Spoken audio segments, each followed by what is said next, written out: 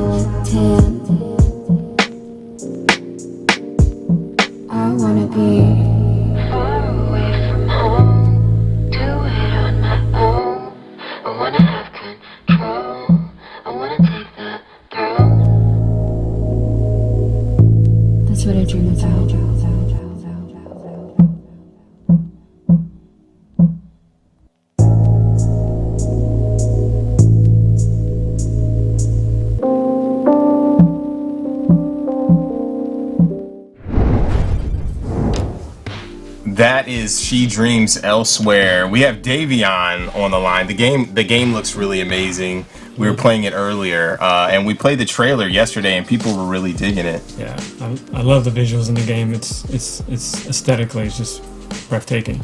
Yo, what's up, Davionne? Hey, man, how's life? It's good. I love your setup. It's gorgeous. Ah, thanks, man. I've always said that, like, if I wasn't like a game developer, I'd be like an interior designer or something. So I appreciate the compliment. For sure. Everything's been blowing up for you, man. Like, you've been featured all these different places, and I'm not. So how has development been going for the game? Well, you know, it's coming. I mean, 2020 kind of put like a wrench in like literally everything. But now it's like I'm like really excited of like how it's been going. A lot of like exciting stuff to like show, some new announcements coming up in, like later this year. So yeah, I'm ready to be done with this game, and I'm ready for y'all to finally experience it. Nice. So we're gonna get into it. We're actually playing the game right now. Alfonso's playing it. Can you tell us a bit? We had you on the stream before, but please tell us a little bit about your background and what led you here to developing games independently. Yeah, for sure. So yeah, I'm based out of Cleveland, Ohio, born and raised. I started making games about like 11 years ago when I was in 5th grade. Just kind of like messing around, didn't really know what I'm doing. I still don't know what I'm doing. But in high school, I was like, hey, like I kind of want to like see if I can make like some type of like career out of this. So I went to like a few like prototypes. All of them kind of sucked in some way or some form or fashion. But eventually, my senior year, I landed on She Dreams Elsewhere. And at first, it went through that cycle of like, oh hey, I'm like working on this one project, but there's this other idea that I got. Let me go like play with this idea, flirt with it for a little bit, see what's good with over there. And usually that resulted in like the previous project like just getting like canned. And it almost happened to this one, but there was something about it. I was like, I have to just like keep making this game. I have to like just see it through. So yeah, that was like 5 years ago. Thought it was gonna take about 3 months. So yeah, here we are, still in this nightmare. It fits so well. I mean, that's kind of another reoccurring, theme is like we're just spending so much time. Like Sean was like nearly 10 games on Treachery and Beatdown City. So, and I've been there too. Can you talk a little bit about the background of the game and the narrative in general. Yeah, so basically the whole concept is that you're playing Nostalgia and you're in a coma. You gotta find out like how you got in a coma, find a way to wake up, confront your own inner nightmares, and just have like this horrible, trippy, personal experience the entire time. And for me, like I've always been like super like into this like dreams and like how they can affect, how they can like reflect like your own like what you're going through emotionally. And plus like it just allows for just like so much just like creative freedom. Like you can pretty much like do whatever you want in a dream, for better or worse, development wise. So yeah, I've just always been like super into dreams, very into like the surreal and the weird stuff. And it's like ultimately just like kind of making like whatever like weird stuff that I want to, which thankfully I've been able to do so far. So appreciate that. So what are you doing right now? What is Alfonso doing in the world? Yeah, so right now you're going through the first like official level. This is Oblivion. Beforehand, you had like this like really weird like bad dream. You woke up, your friend dragged you to a party that you didn't want to go to.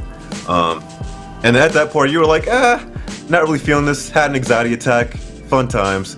So you're like, all right, I'm out, going back home, I'm done with this. But as you left, you kind of like found yourself in like this weird like dream, like hellscape.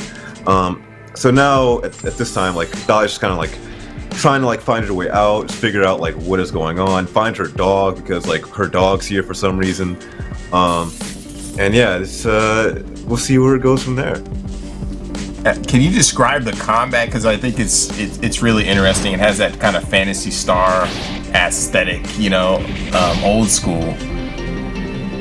Yeah, I'm like a huge fan of just like old school RPGs, like Final Fantasy, Dragon Quest, Persona, Earthbound especially, if it wasn't obvious enough. Yeah, Earthbound. I forgot about that one for sure. Yeah, one of my favorite games of all time. That and Mother 3. But yeah, so basically combat, it's all about just kind of like getting through battles as efficiently as possible. So basically, if you like strike an enemy's like weak point, you can stun it for a turn. But if you stun all enemies, then you get to like just link up with like your whole party, do like this devastating attack, and it's kind of like end things like that much quicker. So it's all about just like exploiting weaknesses, getting through battles as quickly as possible. Because I've kind of learned, especially like as I've like gotten older and while playing RPGs, is that like I love the battle systems, I love the mechanics, but eventually it's like, all right, I kind of want to like get on with it, you know. So I kind of describe this game as like an RPG for adults who have things to do, right? So it's just, yeah. Battles are like just super quick. I try to keep it as simple as possible while still like having depth with it too. And like overall like length of the game was like just 5 to 10 hours. Like theoretically, if you wanted to, you could just like marathon this entire game in like a weekend, if not like a day even. So That's perfect.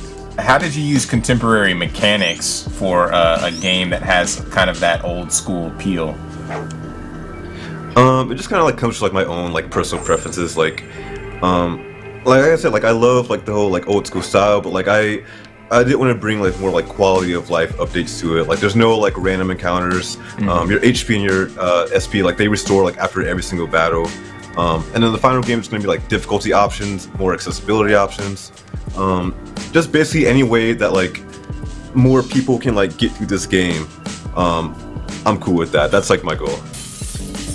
And you're doing like, you're developing every aspect of this game, or are you like, what is your team like? Team dynamic? Yeah, so it's mostly just me. Beyond me, I have my composer Mimi Page, who's absolutely amazing. She composed like all the original scores. There's my character designer Yanina. She makes like the actual like full scale illustrations and like the character portraits. And then I also have my porting team who's like getting the game on the consoles, and Papa Jan and my PR team who like does like the bigger like press beats. But beyond that, at the moment, it's just me going insane in this dungeon that I call an apartment. Where are you at? Where are you located? Cleveland Heights. Oh, okay, that's which right. I do not recommend at all. I cannot wait to get out. What are some of the challenges that you've had with development? You said the game has been in development for 5 years, right? Yeah, it's just, I think the biggest thing for me, especially like during this past year, is just like keeping focus and like that like motivation up.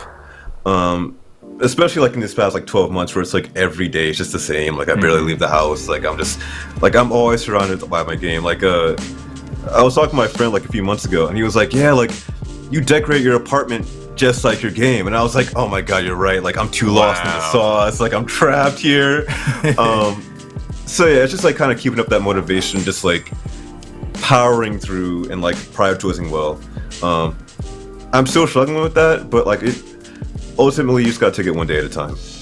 What are some of the final touches? Because the game is it's coming close to release, right? Yeah, it's just right now it's just like a lot of this like finishing up content, lots of polishing. I've yet to go to the balancing phase, which for an RPG, oh god, I'm not good at math, which is like really ironic considering that I'm making an RPG. But yeah, it's just those like little like final details that just take up a lot of my time. Plus like external stuff like just like handling like marketing, like talking to like other devs and like networking, like all that stuff. So yeah, there's a lot, but it's a fun time. Yeah, for sure.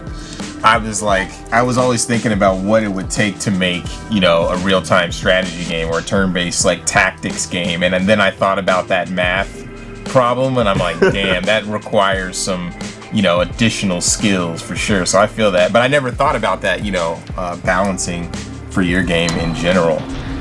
Yeah, thank God for like RPG Maker, which like that's like the main engine that I use for the PC and Mac versions. Oh, that's cool. And it like there's still a lot of math to be done, but it simplifies things enough to where I can just like focus on just like on like the game itself and the creative aspects, and just hitting the ground running with that. Did you also compose the music too? Because that's one of the things that like really stands out, like the kind of lo-fi, chill, moody music, that has this vibe to it. It makes me want to talk like Barry White, you know what I mean? Yeah, that part that was done by my composer, Mimi Page. Okay. It's funny how we met, because like she met me off of my IMDb page, which is very outdated. Do not go look at it. We don't talk about those movies; they're trash. But she James also was on that page too. She found me like way back in like 2016. She was like, "Hey, like I love your game. I love your concept. Like I want to make music for you. Like I don't care like what I need to do. Like I would do anything to like make this happen." And we just have like just such like a dope relationship like since then. I love her music, and yeah, just shout out to Mimi. Yeah, shout out to her. It definitely pulls through. And I really like the limited color palette. It really stands out. Like you said, I didn't even put two and two together, but like when I looked at your background with the blue and the purple flourishes, that does definitely, come into Lost play. In the sauce, man. Lost in the sauce, dude. I totally get it. You know what I mean? So how did you come up with that? The art style for the game. Total accident. Like the original concept of the game was like in like this full like colorful, like more like Earthbound like type of style. And I pressed the wrong button one day like early on, and it made like the enemy graphic I was working on like entirely black and white. And I was like, that's kind of wrong, but like it looks cool. So I started with like having like just the enemies be in black and white, and then I was like, okay, what if I make everything black and white? And then what if I make everything black and white, but like add like a little spice of color here and there. And yeah, I just been like developing it from there. Like I just love the color. I love colors in general. Like if it wasn't obvious enough. Yeah, for sure. And what you have to do a lot. Like you have to do business development. You have to. I know you were working with some PR folks, but you also do marketing and stuff. What do you think is one of the most challenging aspects of like putting the full package together? Because it's all these elements composed into one, game. It's just more like, just really just like keeping track of like everything and like where everything is. Especially like when you're working alone, like there like games take whole teams to develop, but when it's just like you and it's like, right, look, I gotta like work on like the animation, but it also needs to like finish writing, but also needs to like do the level design, but also needs to like email this one guy who like wants an interview, and also like do like all this other stuff, and like it's a lot. So I'm still working on that aspect. It's really hard. Do not make a game of this scope alone. I do not recommend it. But it's coming. It's coming, y'all. One of these days. Do you have like, so you're finishing this up? You must have different projects that you want to work on in the future in your head, or do you ever like veer off and spend a little bit of time tinkering and making little prototypes? Less like prototypes and more just writing. Because I want to, in addition to like doing like games, I also like am like a filmmaker and like photographer. So I have like photography side projects. I have like a photo shoot like tomorrow actually. Oh, nice. And I also like, not to like reveal my hand just yet, but I've been working on my next like feature film script. In addition to like just brainstorming the next game. But I don't know, like I don't really know what's happening after this game. The future is bright, but it's also very scary. Yeah, I understand. Like you don't even want to think about that until after this. Sometimes till after this stuff is done, because it's such an arduous process. What is like that's so interesting about your film background? How did that get started? How did you get started in film and screenwriting and stuff? It's really weird. Like I was like always like into film, like from like when I was a kid, to the point where I would like make like these storyboards, like in like these notebooks, like complete with like these fake credits and everything. So I always just like loved cinema. And then in high school, like around my sophomore year, I was like, hey, like this game stuff, it's cool, but like I forget like what movie it was. I want to say it was like Gone Girl. I saw that in theaters and I was like, yo, this is dope. Like I got the drive to like make a movie now. So like the next week I called up my friends. I was like, yo, we're making a short film in the next few weeks. I have no clue how to do it, but we're gonna do it. And so from then on, I've been like just making like short films. I made 2 feature films, again, both of which are trash. Do not ask about them. I will not be answering any questions. I was about to ask you about what those feature films. I'm gonna go on your IMDb page right after this. So I'm about to get exposed. No, but yeah, I really do love films. I have like more plans for films on the horizon. And yeah, there definitely like is like crossover between like my game process and like film process too. So it's like I am just like a naturally creative person, and if I can just like make something, like no matter what the medium that it is, I'm a happy boy. Yeah, I was gonna say, how does your experience from filmmaking bleed into your game? Obviously, there's a narrative, design, and different elements there.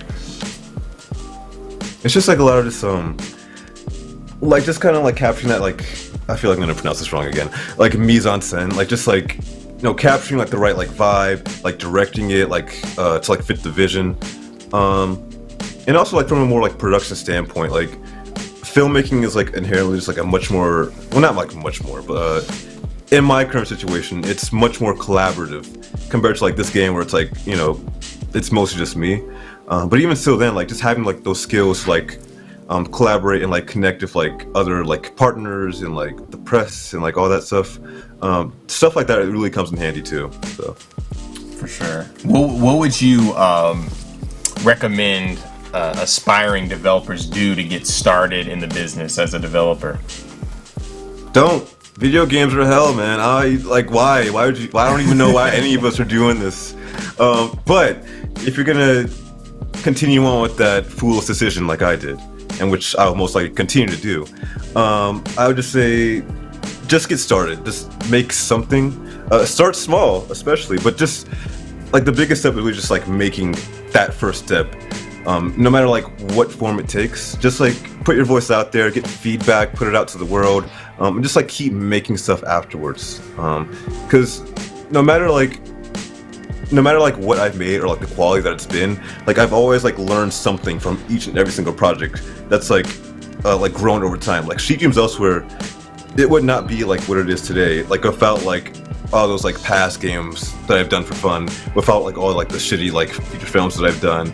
Like it's all like life is like a learning process. So I would just say just like start that learning as soon as you can. And you had previous game projects. Can you talk a little bit about those? What were some of your other games that you created before She Dreams Elsewhere? Yeah, they were just like mostly just like super like small projects. Like I think I did a count like years ago, which I'm pretty sure is like kind of inaccurate now. But at that time, I like worked on like 60 games of my own, most of which were just like I'm gonna play around with this 60? For a day. Wait! Don't get too excited yet. I was like, wow, like most of the that's crazy. Yeah, most of those projects were just like it's me like as like in like between like sixth grade to like sophomore year of high school, and like just tinkering around and like for like a day or like a week or like a few weeks, just like making whatever. Most of those games were finished. Out of those 60 games, I think like 12 of those I actually like finished and like shipped out to like the internet. Just like put it on this like random just like RPG Maker sites that got like barely like any downloads, but it was still like a learning experience.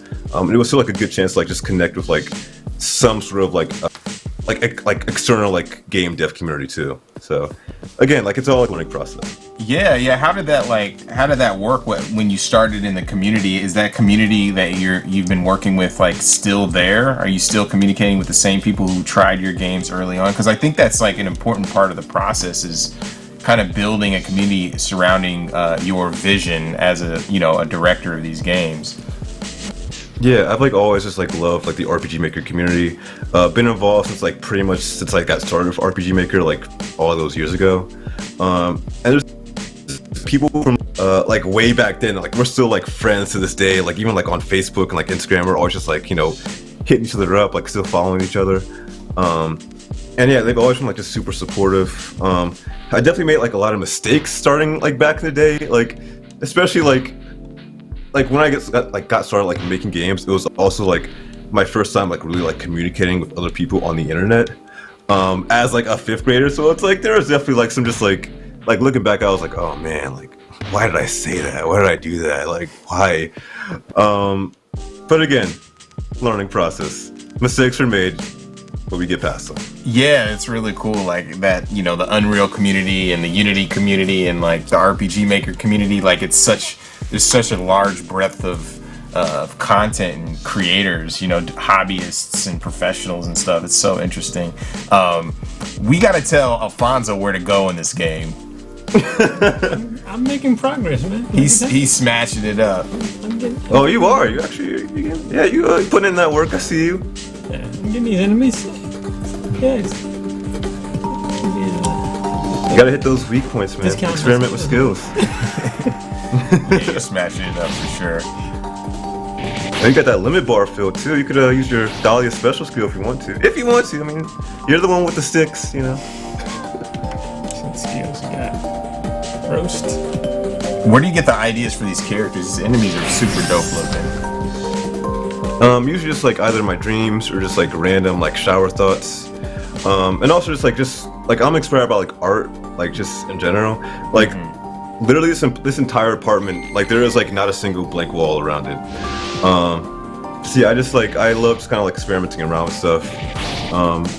And then from there it's like, okay, what would this enemy do? Like where is Dahlia at like in the game right now? Like what's her like mental like mindset?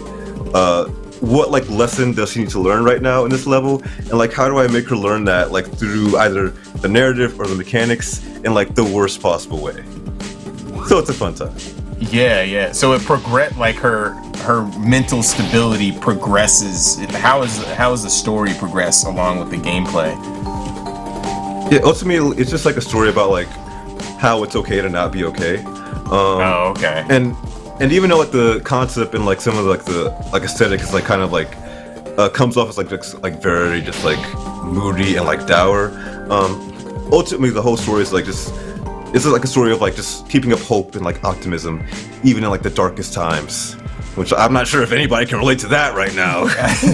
Yeah.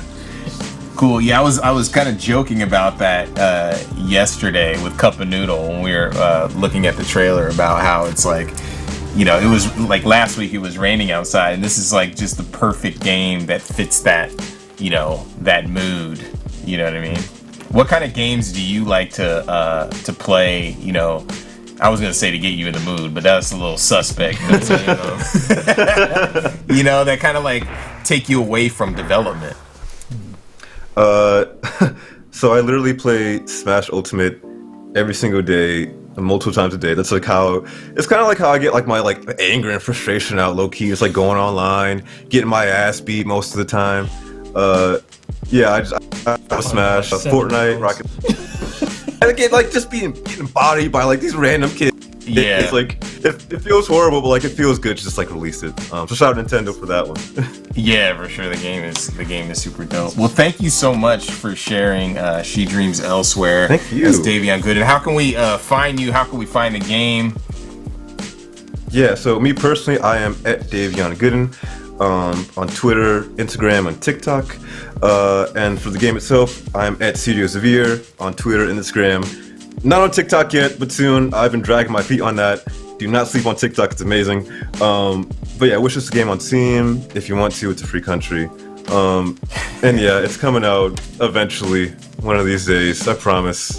Definitely looking forward to it, and appreciate you coming on, and congrats on everything that's been happening. It's super awesome to see you flourishing and such. Nah, I'm trying my best. But thanks, y'all. I really appreciate this. For sure. Yeah, shout out to Steam, and we'll definitely talk to you later, man. We'd love to have you back on.